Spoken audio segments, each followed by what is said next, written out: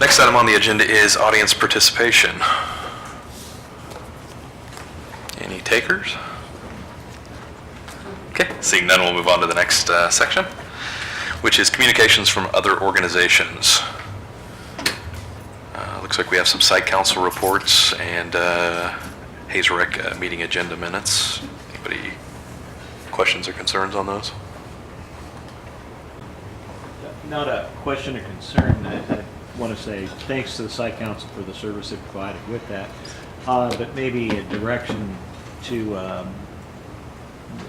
the staff to go through and maybe identify the common themes or elements that we might act on as a board.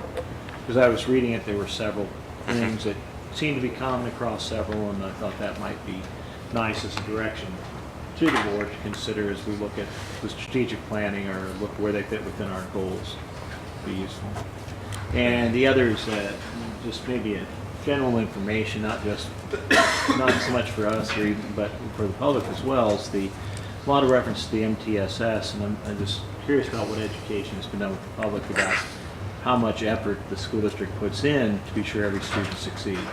And I think that's worth sharing out and maybe clarifying that. But those are two things that stuck out to me as I was going through. I'd like to also share that the site council, although having the reports for you to look through and read through that information is very important, really want to try something different this next year and arrange even at the middle of the year, starting maybe December, January, of having actual reports, of having representation from the different schools here at different meetings, not more than one at a time. I think we had done that actually in years past where we had some of them come present. But we'll try to do that again this next year, which then they can identify and share just as Paul is describing at this point. Very good.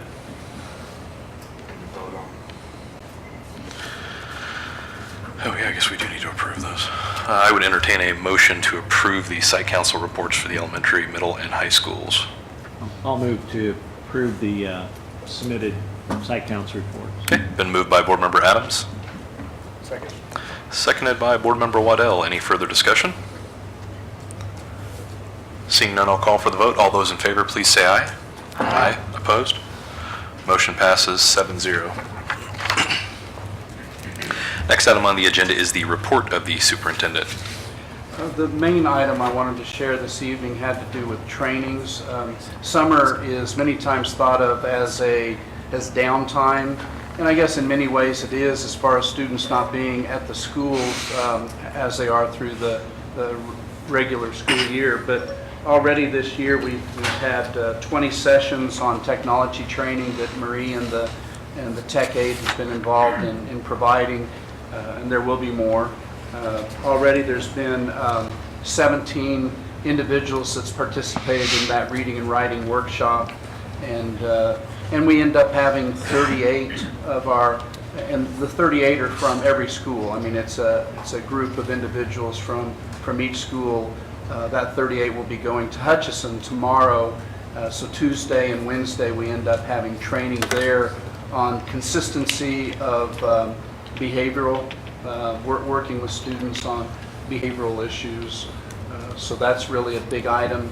The 38 individuals come back and then work with the staffs at each one of the schools. So it's really important to pass that on so individuals board ends up knowing and public know that it is a busy time. There's a lot of activity and things that are going on in trying to be better prepared for the upcoming year.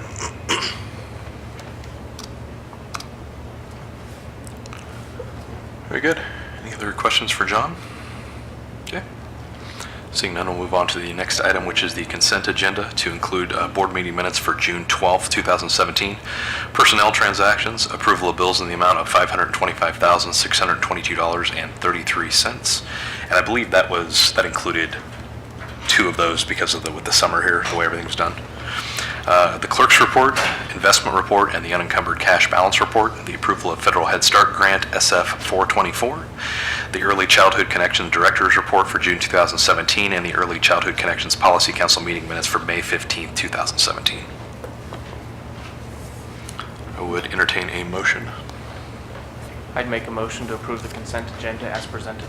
Been moved by Board Member O'Borney, seconded by Board Member Lang. Any further discussion? Seeing none, I will call for the vote. All those in favor, please say aye. Aye. Opposed? Motion passes 7-0. Moving on to new business, and the first item is the Vision Team bond issue recommendation. I think we have members of the Vision Team here to go over some of that.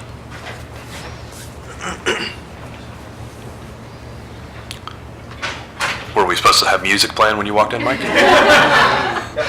Okay.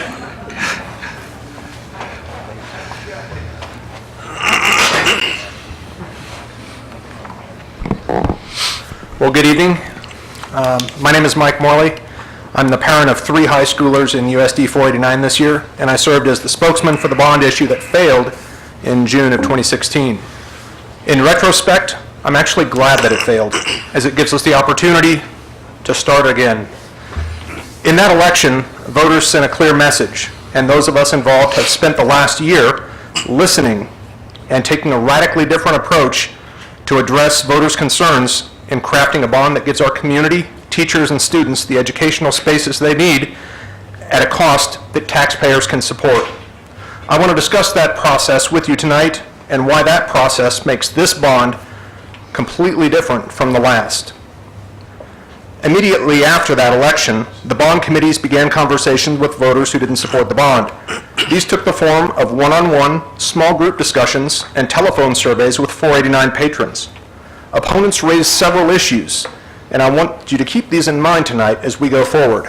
First, overwhelmingly, was trust. Many felt that 489 boards, past and present, had failed to plan adequately and couldn't be trusted to manage the oversight of a $94 million project. Second, many felt that the scope of the previous bond wasn't right, as the bond didn't call for the construction of any new schools, but merely repaired and upgraded existing ones. Third, there was a perception that the bond was crafted in a vacuum, without any real input from those outside the schools. And lastly, some felt that it was improper to ask for sales taxes to help pay down the bond. There were a few ancillary concerns, but by and large, the majority of the objections fell within one of these 4 categories. So again, trust, scope of work, community and educator-led, no sales tax. In the month that followed the failed bond election, the district hired a new superintendent, Mr. John Thiessen. Mr. Thiessen began the search for a new architectural firm that would be a better fit for the new bond effort, addressing the voters' objections, and the board, with community input, selected a new architect, DLR Group. DLR is a world-leading K-12 architecture firm with immense experience and resources to help design the bond, one that will meet our community's and staff's educational needs.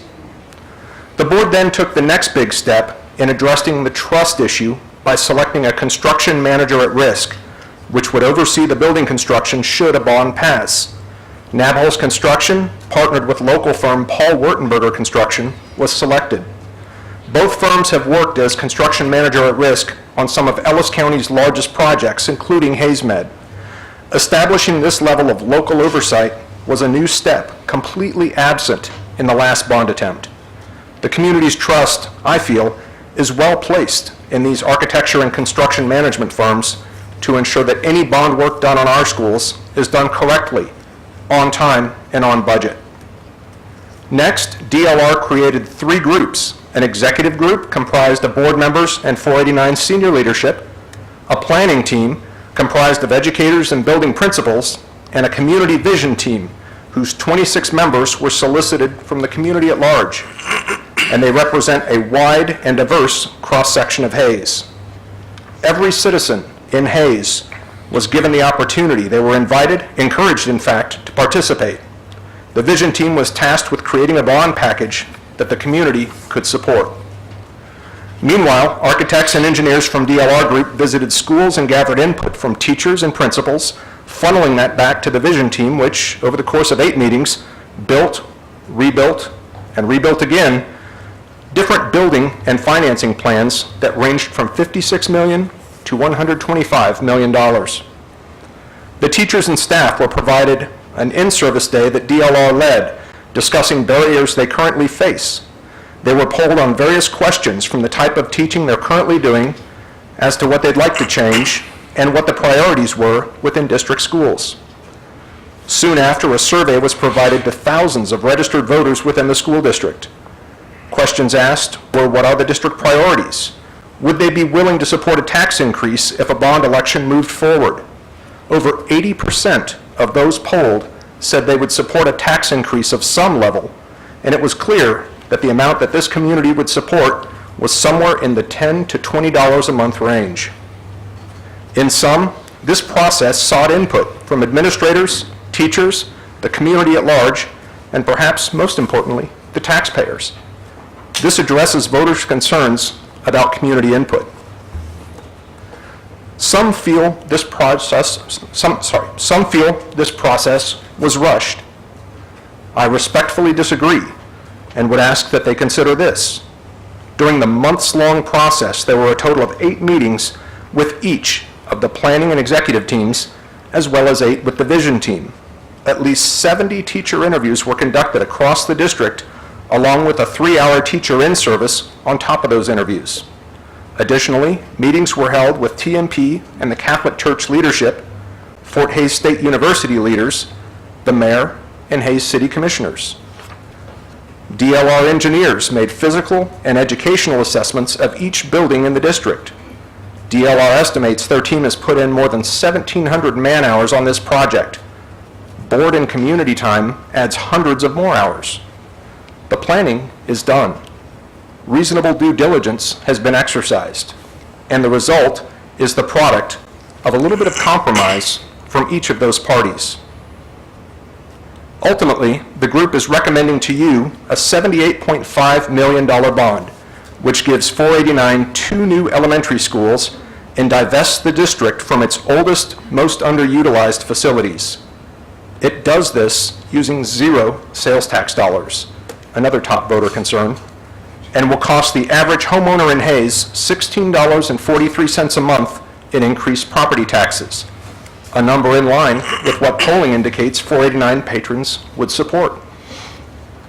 In closing, this is a completely new bond package built from the ground up with broad educator and community support.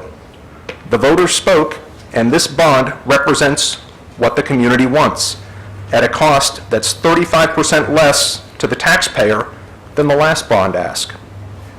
It's a solid plan, and placing it on November's general election ballot would drive more participation from voters than the last bond's 27% turnout.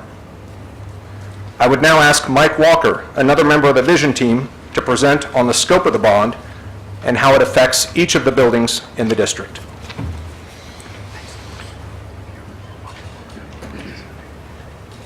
Hello, yes, my name is Mike Walker. First and foremost, I'm a parent and community member. As Mike mentioned, there were various teams working together to come up with a plan. Each team worked separately to develop their own ideas. Surprisingly, most of the ideas lined up very well with our community vision team. We took all the ideas that each team had and combined them together. So this is a work of consensus. We probably don't all get what we want, but we get what we need. Let me highlight a few things from the community vision team. Our planning process started with a discussion of USD 49's mission statement and USD 49's goals. Then we also developed our own guiding principles. Again, those guiding principles were determined by consensus among the group. Then we began with a discussion of whether or not we even needed a bond. To answer that question, we reviewed and gathered information from a variety of sources. You can see those listed there: education experts, building experts, employment experts, and employers. All the way down to community experts, meaning those folks living in this community. We talked to old-timers and newcomers. We talked to parents. We talked to non-parents. We talked to students. We talked to homeowners and landlords. So we got a lot of information from a lot of people, and we determined that we indeed did need to pursue a bond. Now this is just a few, what do we call these again? Scorecards. We got a lot of information from the architects and others about each school that's in the district. And you can look on the cards there. Red means problem areas, yellow means warning areas, and green means good. So I only showed 4 here, but we looked at every single school and in the district and ranked each one. That's just part of our process. Some reoccurring themes that came up throughout our 8 meetings, plus all the other time we spent, were right-sizing classrooms, 4-section schools, the cost of adding to the current buildings versus building new, and equity among all elementary schools.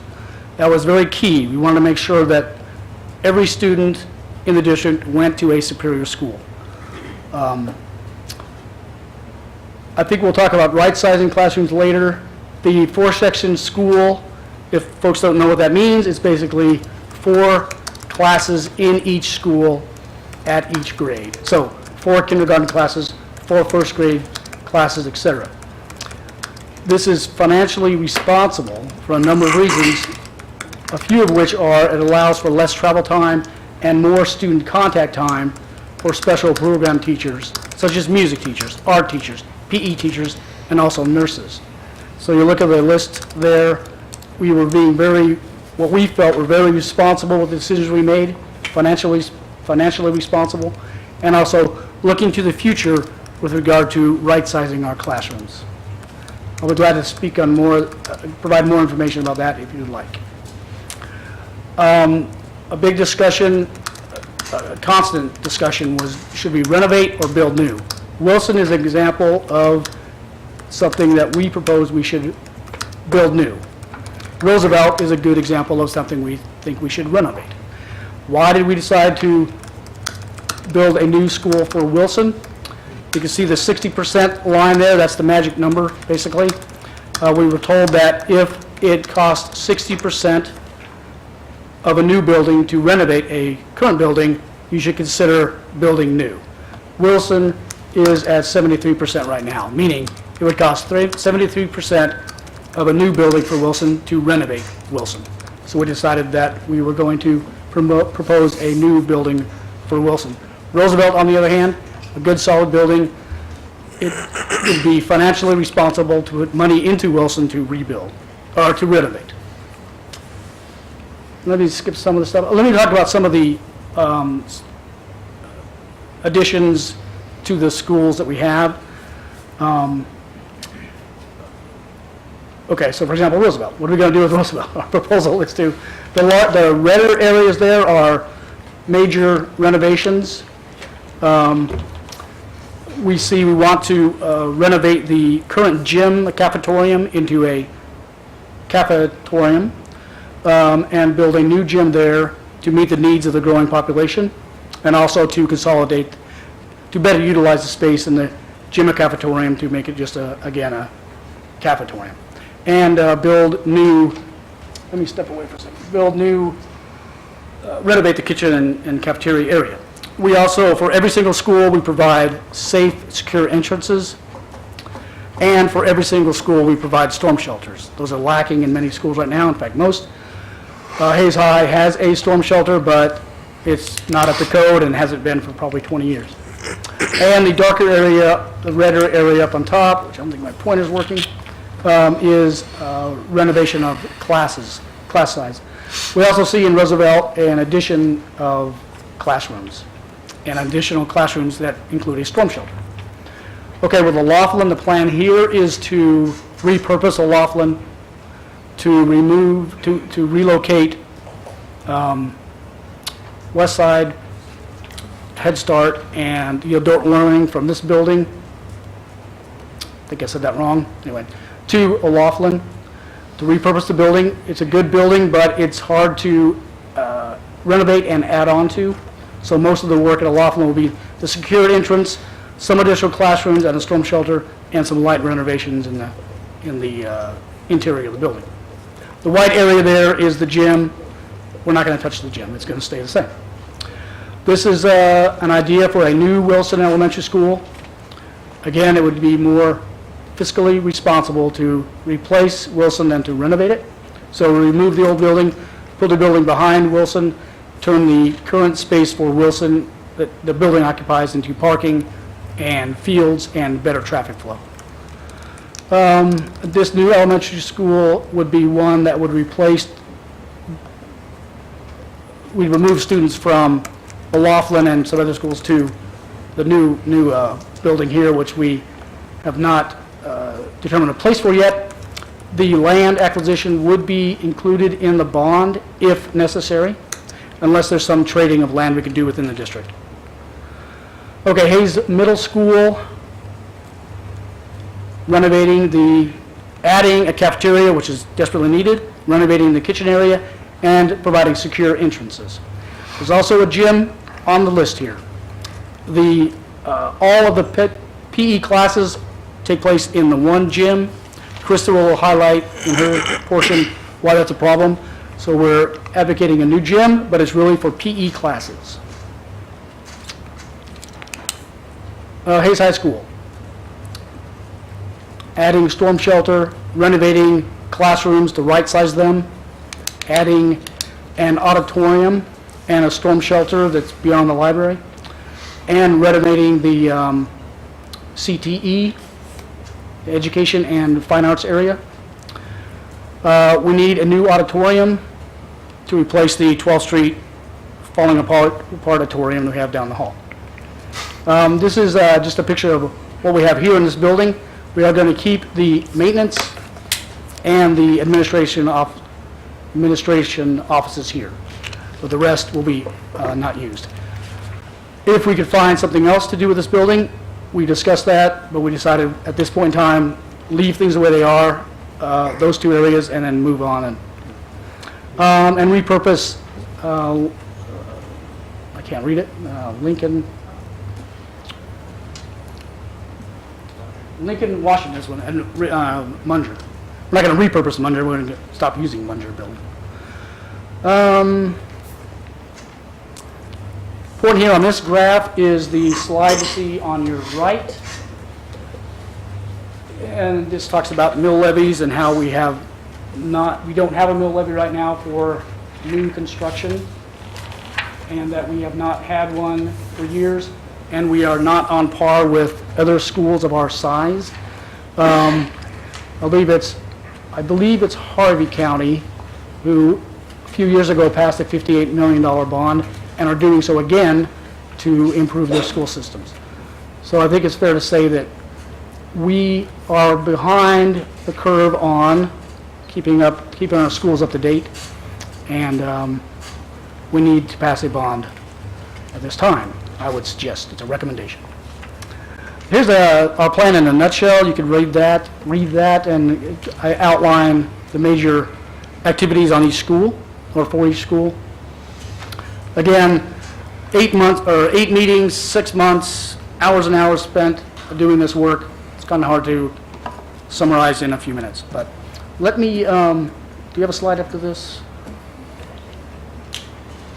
No, that was some other stuff. Leave that up so you can review, and then Chris is going to come up and talk about the benefits of our bond plan. Good evening. I'm Krista Brooks, a parent of 3 children, 1 at each of our grade levels in our district. I am also a teacher and have been working in our district for over 20 years. Finally, I have lived the majority of my life in the Hayes community. I do not pretend to represent every parent, teacher, or community member, but tonight I would like to speak to each of them, along with you, regarding the benefits of this bond recommendation. The benefits of this bond are numerous. It will touch our students, staff, parents of USD 489, local businesses, and the entire community of Hayes. I think this bond will be successful because it is appropriately student-focused and balanced with the input from the community. Every student in our district will reap the benefits from this bond, starting with the safety and security. Every student will have access to a storm shelter, and every building will have updated, secure entrances. There will be, at the elementary level, there will be 2 new elementary buildings and upgrades to Roosevelt. Every space within these buildings will be used as educational space. More space than we currently are able to provide will be designed for collaboration and opportunities for project-based learning. Obviously, things have changed dramatically in the last 60 years, from technology to educational practices, and yet our district's educational space has changed very little. The average age of our buildings is 63 years. The average square foot space in our classrooms are inadequate, limiting what our students and staff can accomplish. One focus within the bond is right-sizing classrooms. This term, right-sizing, is used frequently in the bond recommendation. Right-sizing simply means giving enough physical space in the classroom to allow for learning to happen in a variety of styles. This plan provides this, and yet so much more. Larger classrooms does not mean larger class sizes, just the ability to do more within the current student ratio. Elementary classrooms will use the new space to be able to use effective teaching practices, such as pulling children to the floor for whole group instruction, students to work independently in their own space, teacher-led small group instruction, and students to work collaboratively with one another to produce projects. Our current physical spaces limits the ability to use these practices simultaneously and with flexibility.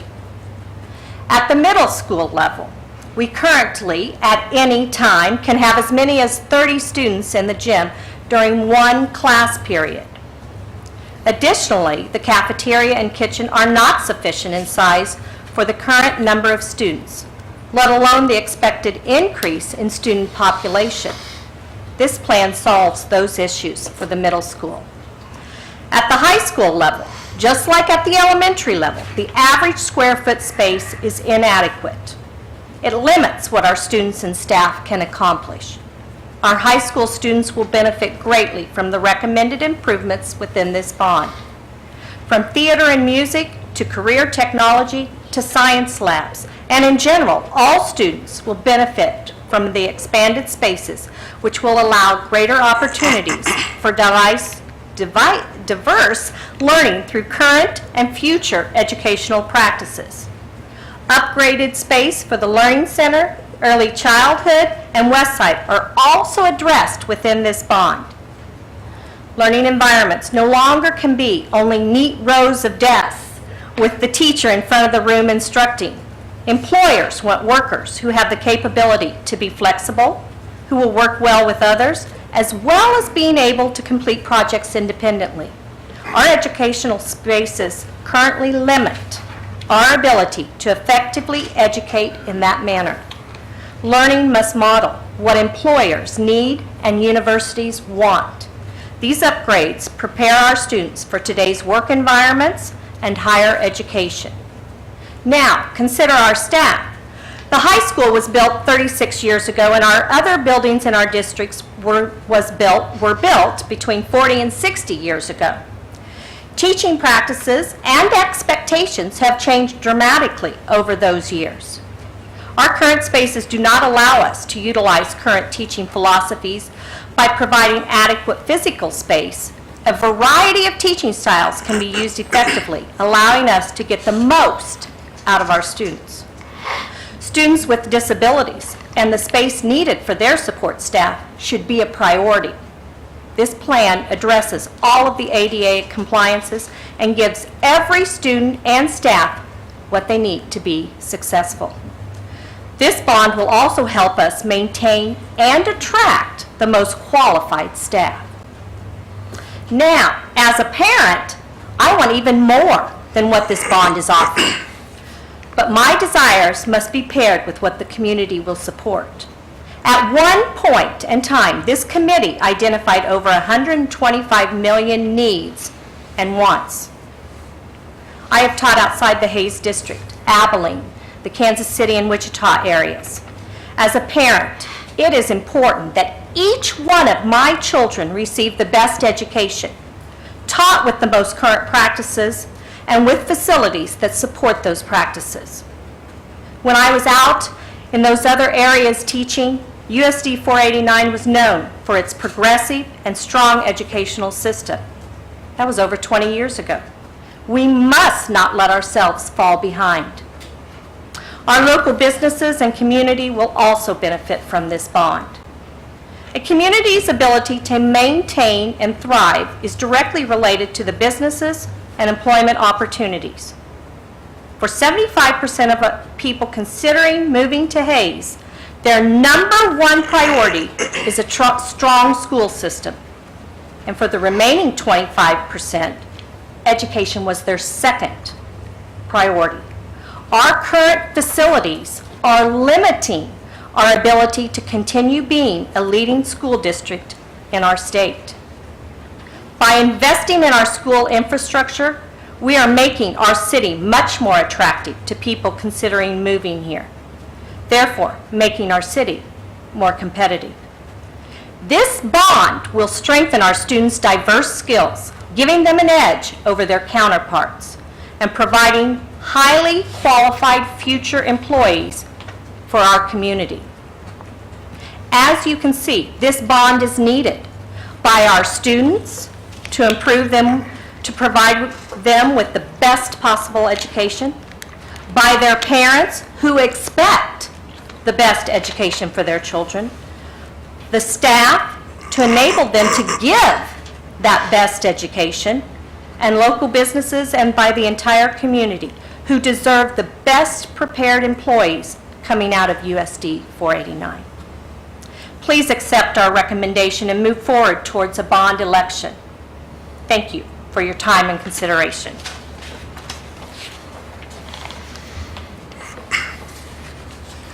Thank you very much. Thank you. Thank you. Are we asking them questions or No, I don't think so. amongst ourselves? I assume we'll probably have questions for the next one. I would assume after that. Okay. I guess so. That's the case. Yes, sir. I assumed we'd do it at the next one, but it's up to you guys after we had. Oh, after the budget. Yeah. You're the chair. Well, Your discretion. You're the chair, your discretion. Well, That's it. It's his. but before we close out, I would like to give a round Yeah. of applause for all of the effort and work that has been done. agree. And for your presentation.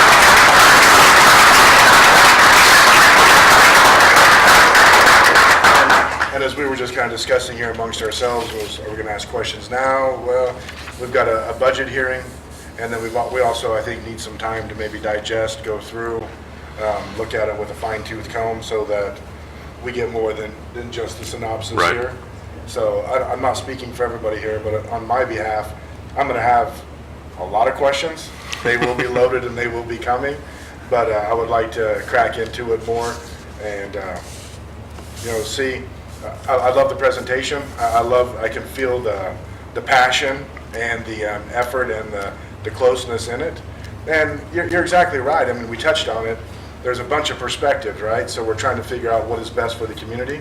And I look forward to looking through it. Thank you guys very much. Absolutely. Thank you. I have several questions, but I'll defer them. But I do want to thank you all for starting with the first question that you did, and I'm not going to ask a whole bunch here, but starting with the question about do we need a bond issue? And that speaks highly of your committee of not just assuming we had to run with one, but looking at the needs and coming back to the needs committee. So compliment you on that. Also, I enjoyed hearing the focus on the learning of the classroom, and I heard a lot of things reflected of what Commissioner Watson, who did that statewide tour to find out what we need for Kansas to succeed, and it sounds like you've addressed that as best you can within the constraints that you have established. So I want to compliment you on being not just what you did, but being aware of the larger issues that are out there that are needed for the education of our students as we go forward. So that was it. And I can stop with questions. You're right. Anybody have anything else? Okay. Were we intending to have a presentation about the financial piece of it tonight? Dustin is here, and probably would help to end up sharing some on that before we are That's finished fine. with that. He's here for that purpose. Dustin, do you want to cover that now? I'm glad to. Mike, Okay. are you guys answering questions? Well, I'll try. I'll go ahead, I want to do something. One of the things, I do have one question, is that, again, a compliment should focus on learning and meeting the state goals. But one of the questions it has is, people are going to ask us, and I'm asking myself this, is that we had a very large bond before, and it's done this, and I didn't hear talk about fixing infrastructure, fixing problems. I heard about moving to the future. So what is it are the key things that left the slate that was there in the list that was put out a year ago to what we are now? So you're asking what specifically in the bond is different that lowered the amount from 94 down to 78.5? Yeah, because I think it's a question people ask, well, how we got down to 78. Absolutely, and it's a reasonable question. I think there's a number of factors in play. First is that the approach was radically different. The last, one of the charges that the Facilities Needs Committee had when it began its work 4 or 5 years ago was to keep community schools, to keep neighborhood schools intact. So that committee wasn't necessarily looking at what's the most economical use of resources. Their charge was, hey, you've got 6 existing schools.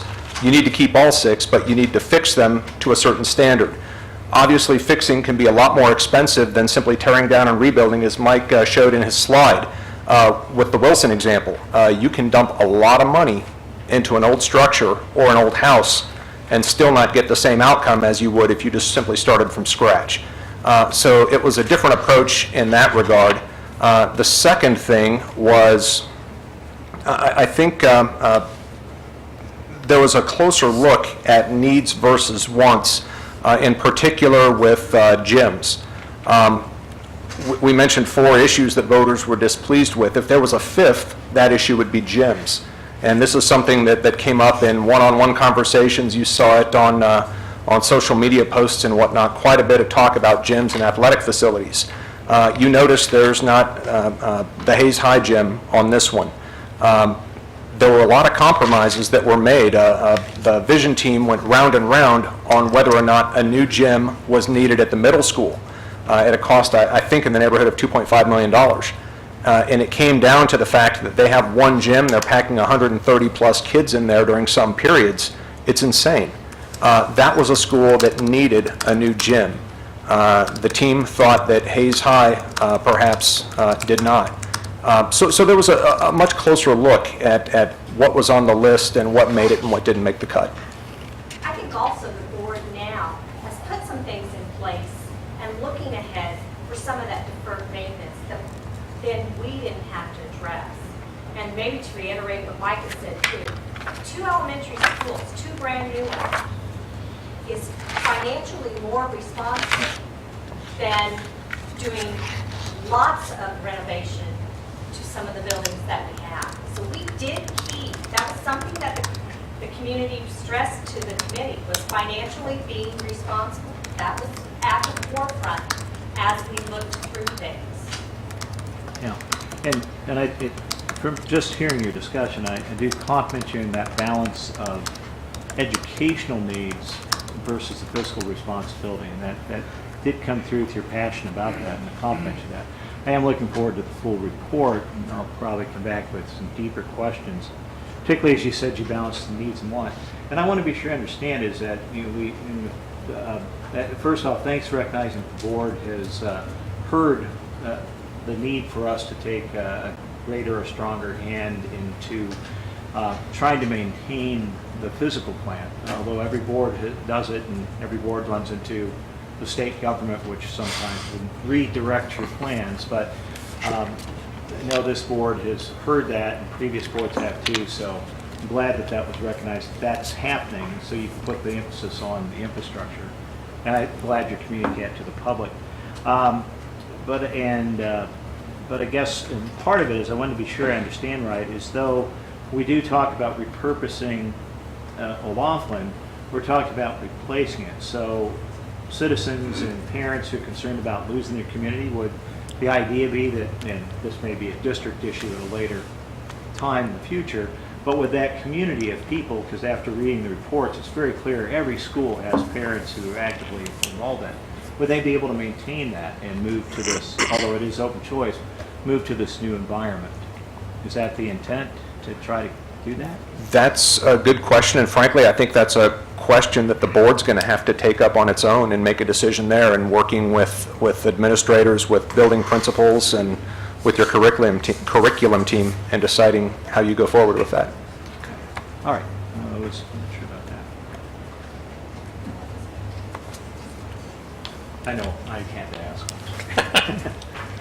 It's all good. All right. Thank you. Yeah. Thank you very much. Good evening. Good to see everyone again, and Dustin Avey with Piper Jaffray. Really want to spend just a few brief moments just reviewing kind of the financial plan that the Vision Committee recommended is wanting the board to push forward with. And as Mike had mentioned, over the course of this process, there's been project amounts ranging from $55 million to $125 plus million, and as you can imagine, there's a lot of different financial iterations of those numbers as well, and we could certainly spend many evenings kind of reviewing what those iterations were. But I do commend that we really had a lot of conversations and discussion about just financing plans in general, what can be included, what shouldn't be included based upon feedback from the community. And so really what you're seeing here is the result of those conversations, those discussions, and really what the plan that they've put forth based upon the recommended facility project. Again, really as we get into the plan of finance, you'll see these numbers, or you've seen this interest rate many times before, but just to give you some perspective, obviously interest rates are a big component of a financial plan for bond projects, and so again, just wanted to give you an update. Obviously, we're not at record lows. That would have been last July, August, September. We really hit the rock bottom in the bond market. Although we are higher than where we were here 11 months ago, we're still at very favorable levels from an interest rate perspective, and again, 96% of the time since 1987, rates have been higher than their current levels. So again, very favorable from a rate perspective, and obviously, interest cost is a big component of this project and meeting the mill levy requirements that will be communicated to the voters, and so certainly we're very cautious about that and want to be very prudent with what our projections look like as interest rates can change. But again, I will continue to kind of give you updates with respect to interest rates in the coming months as well. The next page is valuation. Again, just historically speaking, obviously there have been some strong valuation increases in the school district. What I'm not showing you right now is that the estimated valuation for 2017 is higher than 2016. I think we're about $309 million if I recall correctly.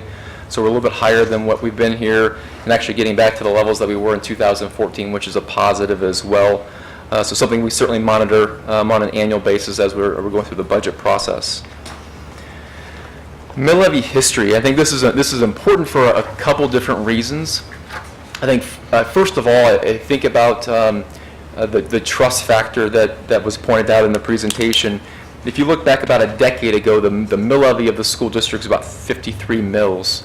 Obviously, over time, that mill levy has dropped to where it currently is at 43 mills. I think that the committee would say that, well, the board has done its best effort to earn the trust and be good stewards of taxpayer dollars. I would also say, as we do some comparisons to what the mill levy impact will be, I think that same Vision Committee will say it's time to invest in the facilities as well.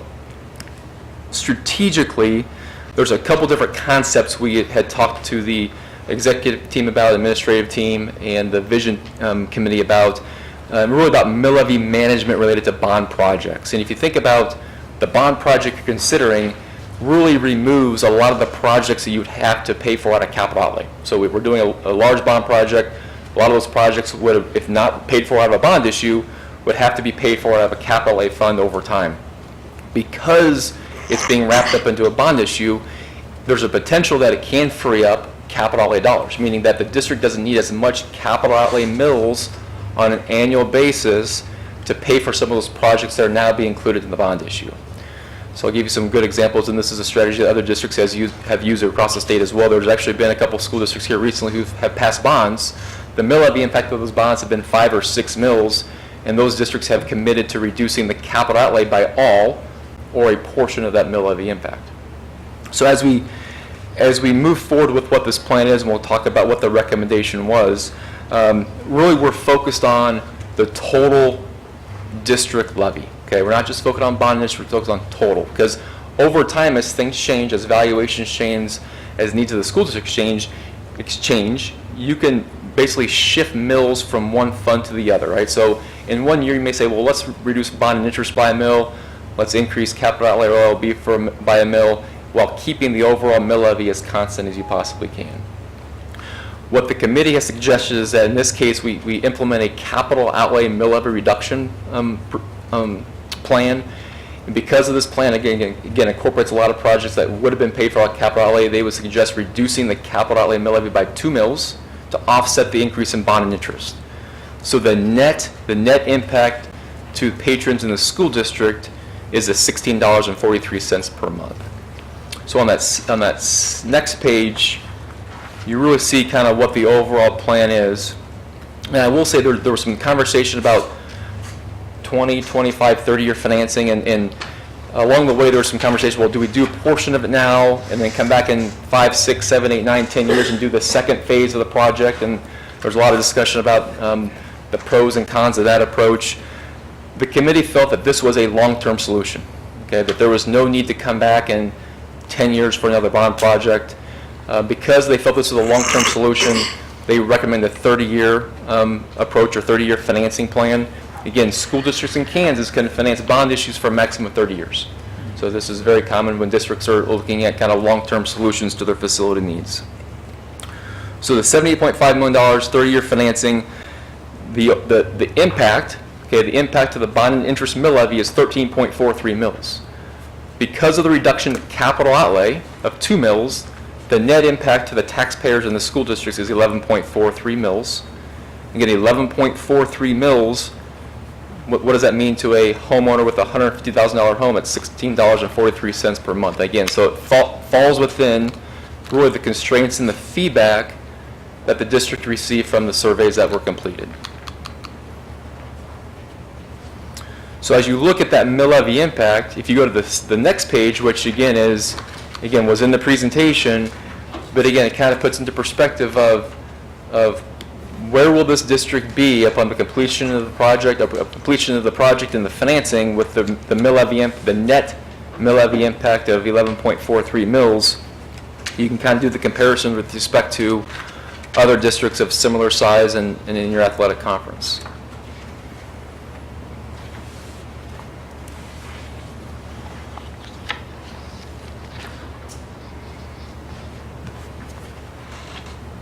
Mr. Adams, I see you have a question. Yeah, I'm thinking about this 2% capital outlay reduction.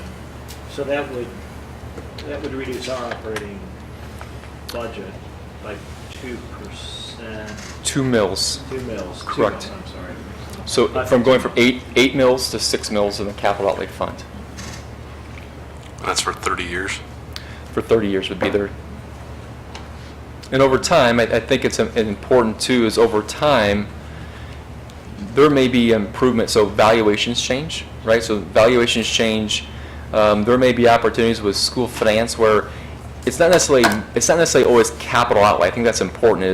Is at some point in time you may be able to reduce bond and interest by a mill, right? So I'll just give you an example. Let's say that the interest rates come in less than what we're projecting, right? So the total payments less than what was initially projected, which means we have less mills that are needed than bond and interest. Okay, so we reduce bond and interest down, and we increase capital outlay back up. So again, to some extent, the funds are fluid with respect to exchanging mills from one fund to another, with the intent of our net overall increase of 11.43 mills, that becomes the new mill levy target in terms of total district mill levy. But the interchange of mills between funds can shift over time.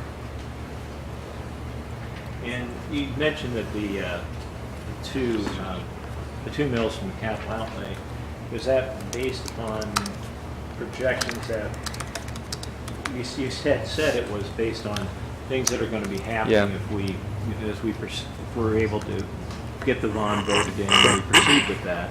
So what are some of those items that we're looking at cost shifting?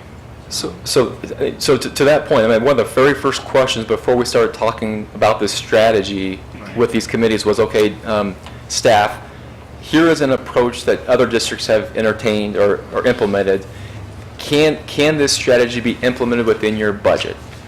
And I think as we look at the district's capital outlay budget, and this can maybe a kind of lengthy conversation for another meeting as well, you look at your capital outlay budget, there are certain things in your budget that are falling off. Okay, you have a number of lease payments in the next 3-4 years, I believe, that are falling off. Okay, so you currently have capital outlay mills allocated to various lease payments. Those lease payments will no longer be existing, which then frees up the dollars that were used to make those lease payments to be used for something else. So as we looked at generally the projects we're entertaining and completing, safety and security as an example, and I don't have the list in front of me to give you the specifics, but as you look at the projects being completed, staff felt that there was flexibility in the capital outlay fund to reduce that, but still have the capacity to meet the needs to pay for things outside of this bond issue. Okay. Because capital outlay again is specific to, we can't use it. I mean, we can use some of capital outlay for things like salaries, maintenance things, but for the most part, it is really truly for capital items. Okay.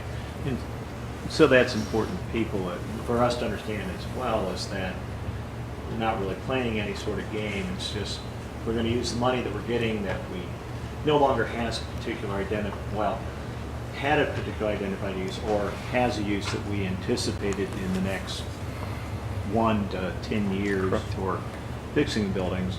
We're just going to use that money to help get those buildings. Mill levy done relief, right, correct. get where we want to. Right. And you said you had a list of things that you worked on that you could share with the board? Yeah, I think we could. Yeah, I think that would be helpful to all of us to see that. Okay. Because one of the things I'd want to make sure is that when we look at our capital outlay, and one of the issues we've had, there's so much included in this bond that's needed, but one of it is the HVAC systems. And we've been praised for how well we've maintained these systems and gotten an additional 10 years, even 15 years out of the life of these.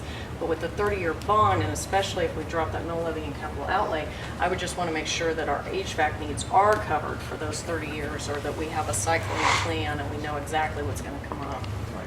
Not just HVAC, but like roof and, I mean, I guess, I don't know. Roof what- hasn't been as big as, I think the HVAC though is the one that I was surprised about the cost of what that was to go. See, and I don't know if this would be a question for Ron or the architects, but I mean, I guess what I'm looking at is 30 years, so I'd be worried if anything breaks on our new buildings in 30 years, where does that come from? Because we decreased capital outlay at that point. So that would be, I mean, I agree with the numbers and stuff that Sarah's talking about. That would be nice to see, because that would be my concern.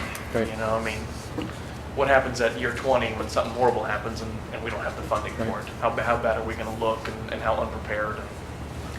Well, both those are really good questions. So I think it's important as you look at the plan is to understand what projects completed at the bond issue that would have been paid for out of capital outlay, number one. But then to your concern, Sarah, too, is HVAC is a big need. And I think that's very important. And actually, we've really discussed, actually have a plan in place that would allow for capital outlay within the 6 mills to pay for the HVAC improvements that are not included in the bond. Okay, So we've had those conversations and feel comfortable about them. okay, great. But those, very, very good questions, and something that you certainly should evaluate and consider as you look at the project, but also the plan of finance. Thanks, that'll be helpful information. Yeah, absolutely. One of the things, just the more detailed taxpayer cost analysis is on the next several pages for different values of residential property, commercial property, and also ag land. And then tab number 3, and again, I won't go through specific numbers, tab number 3 is just the calendar of events that has been shared with the board and the committees on previous occasions. So again, we just want to provide just an overview of what conceptually the committees have reviewed and recommended, and certainly as we digest both the project and the financial plan, I'm glad to answer any questions or provide any different options. We're good. Thank you very much. Yep. Great, thank you.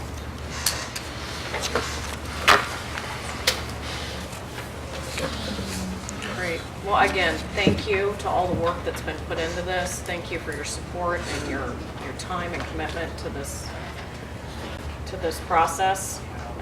It speaks volumes about our community that we have this involvement, so thank you. If I can, there are other people from our committee that are here this evening. So it wasn't just three of us. Right. Maybe if they stood, because they Stand up. Well, stand up Could you- and be recognized. Do you want to, large part yeah, involved in this. do you want to introduce yourselves Yeah. and Tell us who you are. does everybody want to? I'm Amy Wassinger, I'm a teacher in the district and also a parent. Valerie Lindsay, I'm a parent and business owner. I'm Jackie Sable. I've interpreted in schools before previously. I've also had foster children in the school system. I'm Jennifer Teagan, I'm a parent. Cody Fenwick, teacher and parent. Thank you. Okay, thank you. Thank you, guys. Thank you. And we look forward to seeing the report to read it all. Yeah. When will we get the full report? Next year. Sorry? Are we getting the full report, the Presentation. presentation? Oh, yes, you will. Okay. Hey, one thing that Dustin did not share, which I would like to make sure is stated before we finish with this, is Dustin's creativity with finances. Many districts in the state do have that advantage of having state aid. There are communities that can get upwards to 50% of state aid, which makes the project planning quite different. It really is, makes a giant difference. Then part of the creativity was then looking at the combination of sales tax and property tax. That also gave some different possibilities. Then it's a matter of trying to still look at how can you maximize the dollars, and that's where this looking at really your capital outlay levy of subtracting the 2 mills from the 8 and utilizing it with the realization that if you end up having renovated and new buildings, you just are not going to need as much money in capital outlay fixing things or working on those items that really Rusty plans and prioritizes on an annual basis to do that. So I do appreciate and want the board to realize too that although there was creativity on the part of the teams that's worked on this, the financial part too is my appreciation of being creative, of trying to look at any possible way to come up with dollars to end up making it as feasible as possible. Thank you, Dustin. I'm sorry, I've got another question, but just it's kind of looked at me. So Seward County Liberal, part of the reason they are so low is because they had a huge amount of state aid. Two things. Yeah, two things actually. They had their state aid's over 50%. So the state of Kansas pays 55. Actually, it's 55%. 55% of annual principal and interest payments, and also they have a half-cent sales tax coming from the city. Okay. And we're not eligible for the... No. And you look at, and what's interesting, and I'll just kind of run this. You look at Andover schools, for example, they get state aid. So state pays about, I'm just going to guess, about 30% of their annual debt service. Goddard gets state aid. Mays gets state aid. Dodge City gets state aid. Salina gets state aid. Hutch gets state aid. Harvey County gets state aid. Derby, I'm not certain on Derby. McPherson, very little, maybe about 10% state aid. Garden City gets quite a bit of state aid. Great Bend does not get hardly any state aid. And then Seward County gets over 50%. So most of these districts do have some sort of state financial assistance with respect to making their annual bond payment. So their mill levies, you look at what their mill levies are here, that's net. So that is only, if you think about it, if an annual bond payment is $1 million and the state's going to pay half of it, this mill levy represents just the property tax portion of their payment. Okay. And I wouldn't be sure we understand, we're not eligible. No, to even no. consider. But what I don't think our community understands is what that means, is that every Hayes citizen paying Kansas taxes is paying for all that state aid. That's correct. So the 20 mills, which goes to the state of Kansas and then gets redistributed to all school districts, part of that 20 mills goes to pay state aid on other school districts' bond issues. Okay. Our government at work. What a happy Our thought. government at work. Okay. Okay, thank you. Thank you very much. Appreciate it. Okay. Moving on to the next item on the agenda, the Hayes High School concrete bid.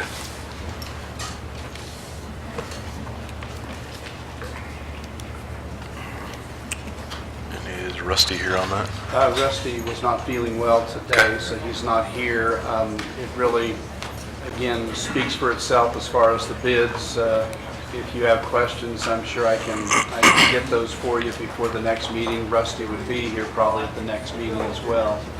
But this is a project. Now, again, there can be some confusion as far as more concrete.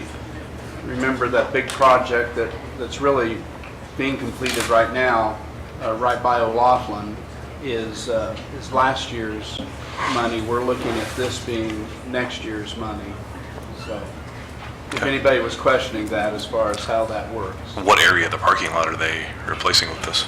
Honestly, I don't know which area it is. Maybe Marty knows. You know, the large pad has been started out front. We'll go on, I believe we'll go on the south side because that's when most of the nighttime activity is. Are we extending it or replacing it?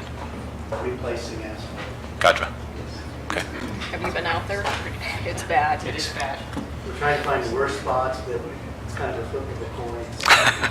It'll We're going to go in the area that we feel is most dangerous with nighttime activity. Perfect. It'll save on shocks. Yeah. Taxpayers will recoup their money. And this work would be done, Hopefully, before school starts, we're looking at that. And we'll vote on. Actually, last year, I think they were completing it in late July, early August, that other project, weren't they, Marty? Yes, sir. They were completing it as we were finishing up the road. We should be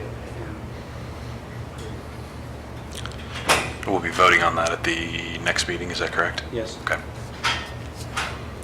Any other discussion on the concrete bid? Okay. Seeing none, moving on to old business, and we have the Hayes Schools Crisis Management Plan. I know it was shared at the last meeting, and this really is, it's for adoption. It's based upon, I thought there might be more questions, but perhaps we had described it well enough at the last meeting that it's a living document that will change whenever we see that there's needs to be change. We have started the process of regular meetings, excited to end up going into this next year with that as well, and have every intention of working from what you adopt tonight and continuing to make it as good a document as possible to work from. So that's what our intention is. Very good. I would entertain a motion to adopt the Hayes Schools Crisis Management Plan. I'll move that we accept the high school crisis management plan. Hayes Schools. What did I say? Okay. Hayes Schools Crisis Management Plan as a work in progress. A living document? I don't know. As a living document. It's been moved by Board Member Adams, Second. seconded by Board Member Waddell. Any further discussion? Seeing none, I'll call for the vote. All those in favor, please say aye. Aye. Opposed? Motion passes 7-0. And I do want to just say again, Document for their meeting as well, and so they're in the same process as we are Right. at this time. very good. Next item on the agenda is the 2017-2018 school handbook revisions. The last meeting, there were a few different questions, but there's no doubt that the media had more interest in the middle school's piece on the locks in the hallways there for middle school. I think many of the answers were given at that time. I think some individuals did not get the answer that it's not saying they can't be there, and definitely they actually want them to take them on trips, on sporting events, so they, I think there is some people had the confusion or missed that message that that was the case. But overall, I think at this point that was good because more of that information was out there, and I think a lot of the questions or misunderstanding was tended to in the last few weeks.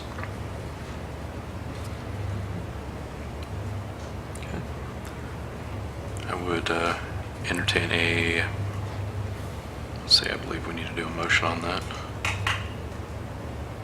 We need to vote on that, correct?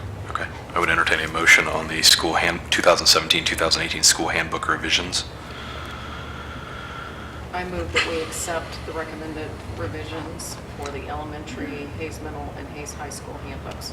Been moved by Board Member Rankin, seconded by Board Member Lang. Open it for discussion. And John, I do have just a couple of things, just because I was asked a fair amount with the other one here. So I guess more than anything, wanted to, maybe publicly get some clarification on a couple of these things, just to try to answer some people's questions. A number of things I had were, number one, how much were the locks that we had to go through and pay for all of those? Do we have any idea? Actually, I was looking for Mr. Pallister, but I think he snuck out. He was here. I never did end up seeing the estimate of what that will end up costing. I do not know. I know that past experience of buying locks for schools would be anywhere from probably around $5, $10, but I don't know. I don't if they were able with the large number to get a great deal on that or not. Gotcha. And there was nothing that's come through at this point either, so Tracy wouldn't know what that estimate, what they've looked into. A couple of the other questions that I had from a number of different patrons were, how did we keep them safe last year as far as the iPads? And why is it that we're needing lockers now to keep them safe? It's a dual purpose. As far as safe, there was always that anxiety or concern the way they were placed around perimeter of rooms. This way it does end up, we definitely make them safer that way. But the dual purpose ended up being as well the phones themselves, that they would have their phones in the locker instead of on the person while instruction's going on. The one example that Craig ended up sharing was just a matter of the found phone that was in the office and how many times it did chime, as far as whether it be Snapchat or Facebook or whatever, but just an awful lot of social media that goes on, which is, I never did hear him at any time, even on one-on-one, say that that's bad. It wasn't a matter of saying, it's just a matter that probably inappropriate while the instruction's going on during class time. All right. And then the other question I have, which actually kind of deals with that, that I had from a number of people, is did we actually, or I guess did the school entertain any other options besides putting him in the locker, such as, because I know several people brought up, like at the high school, like Kathy Wagner, I know one of the teachers out there did the thing where they put him in there and stuff like that. Actually, Craig had shared with me that there were some teachers that had done that. I mean, at the middle school as well. It wasn't a matter, and this was over the past, he shared over the past year or two of conversation. It wasn't something that was just immediate. Now, what are the different options? I wasn't part of that, so I don't know what the different options, but I do know that it's been a discussion there at the middle school for 1 to 2 years, and they have tried, different teachers have tried a few different things in their classrooms with that. The issue with this is an understanding that this does not eliminate the option for some teachers who wish to use the phones as an instructional device as well. If a teacher feels for a unit or a section that they're going to utilize them, which you can, they would have that because they're there at the school. So that wasn't really brought up at the last time, but we do have teachers that utilize the phones too for some instruction. It's just a matter that that's more of a very limited use versus than the regular use of the social media piece. Very good. And I would add, I think it's more, is as much of keeping valuables secure, whether it's a textbook that's issued to you. There were locks on every one of those lockers. Then in time, the ones that came with lockers broke, so then we couldn't replace all those at that time. Students were asked if they wanted to bring their own, but there's more valuables that kids have. So it's as much about going back to just making sure, because the student would not have a secure place to keep anything throughout the day without securing that locker of some sort. So I know that was part of the discussion. Sure. There's locks probably on every other locker in a lot of schools. These just have been removed and then now. And I think a number of the questions honestly came up just because we had also heard even, and it may be more so at the high school level, but we had heard that a lot of them are not even using their lockers anymore. So there was a lot of question from parents that I took was, well, why are we doing this when they don't even use the lockers in the first place? So I was think, asked too why there's a difference in policy between the middle school and the high school too. Why we are allowing them in the classroom or not having them. Because as the handbook reads, it says must be locked in their school locker between 8:09 and 3:04 p.m. Very different policy between that, the middle school and the high school. right. You mean what was there previously? Because this is the revision. that This is the reflects that revision now. now, but the high school they don't have to lock them in their lockers. Oh. So that's where they're asking why there's a difference. I'm guessing it's maturity, but I just know, and I've shared with other individuals who've asked questions or raised concerns in the last 2 weeks. I just know having 2 middle schoolers this year, the problem was rampant. I mean, it's really causing disruption in those 50-minute classes or 53 or whatever we have you. Even though kids were instructed not to bring their devices or have them out of sight or what have you, it just, with social media, there's so much temptation, and these kids just, you know, and teachers can't be watching every student every second, shouldn't need to. But I just think perhaps this is where it's evolved to. I just know that there have been a lot of problems this year.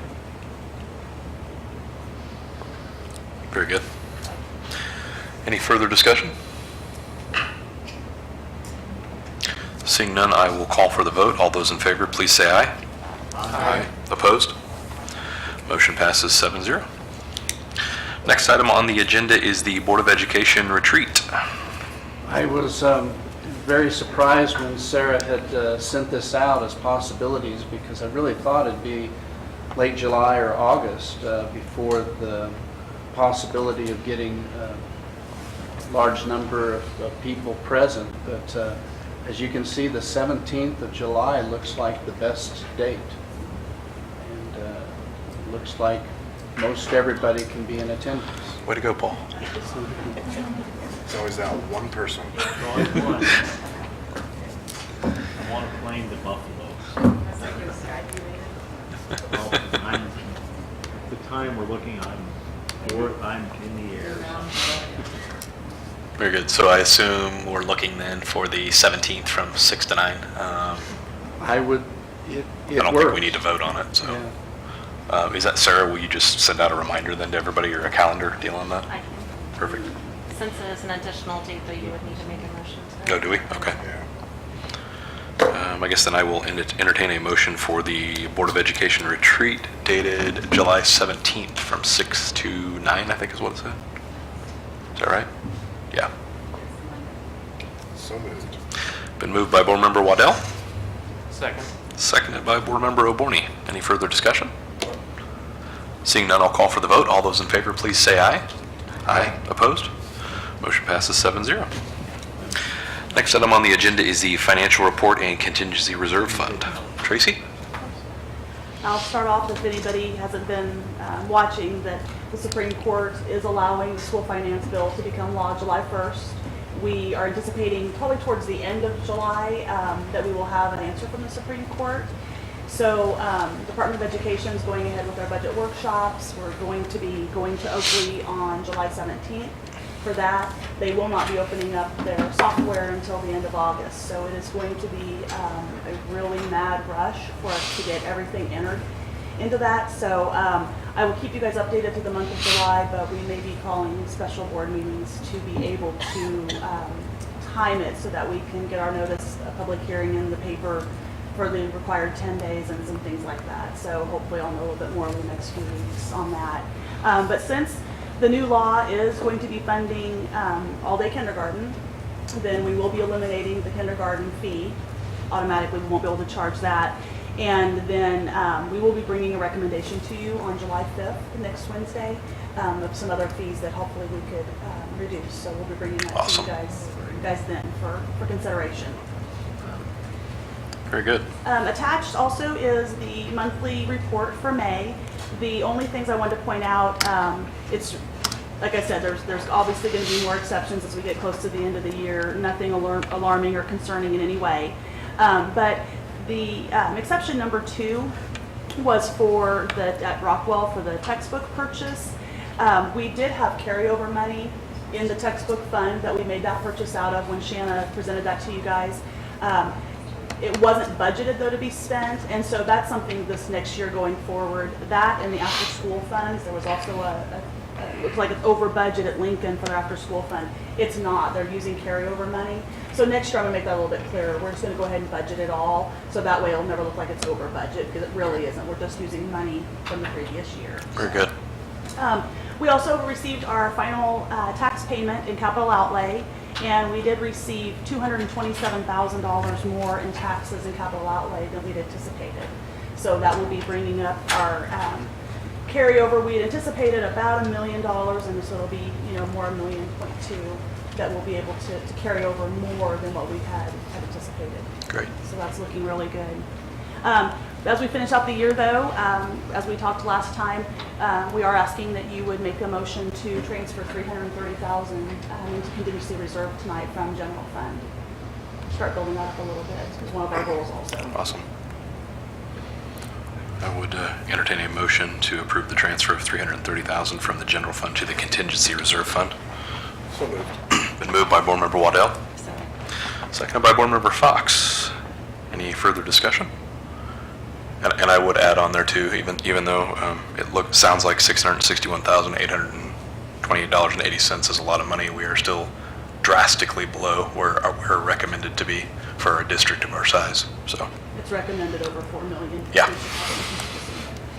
2 months closer. Yeah. Baby steps. We can't have all good news. Any further discussion on that? Seeing none, I'll call for the vote. All those in favor, please say aye. Aye. Opposed? Motion passes 7-0. Tracy, did you want to stand up and do a little dance? Because that's the best series of good news reports you've had. It has been enjoyable. Yeah. Thank you. Wow. Okay, next item on the agenda is the board goals update. And John, I think, has some information for us on that. Yes, I just keeping apprised of the different goals. I know we have them posted over to the right, to our right.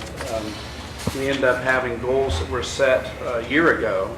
We're talking about meeting again July 17th, but those goals had to do with quality education, stable finances, a capital outlay plan, relations with community, and then optimal teacher-student ratio. Those were goals that we really had set linked to the mission that we have. What I find great pleasure in talking on this, because I do feel it's like the board's assignment to me. It's this is really my homework, and to end up being able to go over it and identify after a year what has been completed, what have we actually done. I'd go to April, if you would, Shanna. April ends up identifying, as you can see, something in all of the different areas. Each goal has something in April that's been identified. One that's a little difficult is that optimal teacher-student ratio, but even there identifying that positions were added to address the projected increases in enrollment, and that was in K-5, and that happened.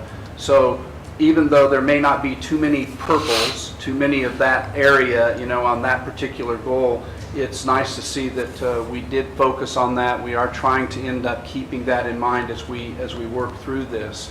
The others, from the standpoint of scrolling down and seeing, yes, some of it has to do with, one is lighting.